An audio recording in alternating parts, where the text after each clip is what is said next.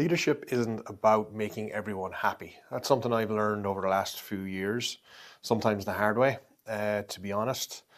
What does that mean in relation to fundamental number 4, prioritize the team?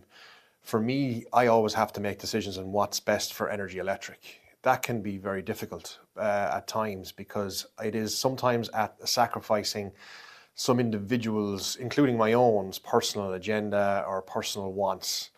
I think that's something that we all do and have to really consider when we're managing teams on job sites, whether we're part of a team. No matter what the circumstances are, we got to prioritize that team. The individual is always critical.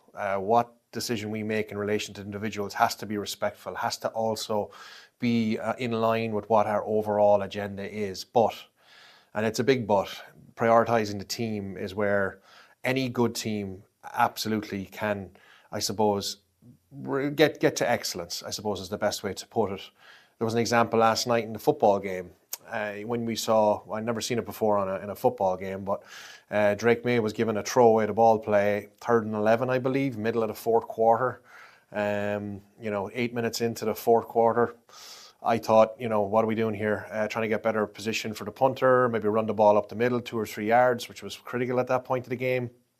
No, the call was for McDaniels, snap the ball, run to the right and toss it into the crowd. At that point, Drake May prioritised the team because the defence was on top.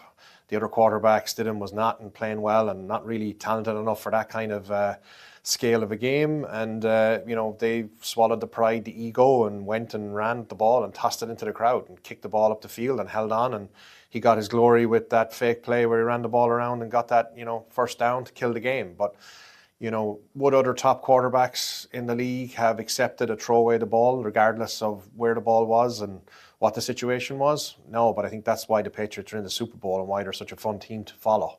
The superstars are there, but they're not as obvious as what the superstars were one time. And I think at Energy Electric, we also have to think like that. What is on our job sites today? What's going to prioritize the team? What is the types of plays that we have to run that's not necessarily about that individual and what they're doing in that electrical room, what they're doing in site work, that call they've got to go out and do. What does it, in our service department, what does it do for the overall team? And I think as leaders and as people who are running this company, that's where the basis of always of my decisions. I might not get it right or wrong, but I always get to the very end of the decision saying to myself, what's best for Energy Electric here? What's going to help this company? Not what's good for Stephen, not what's good for the other person or the other people on the other side of this table related to this decision.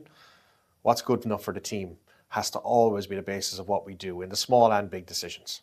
All right, everyone have a great day.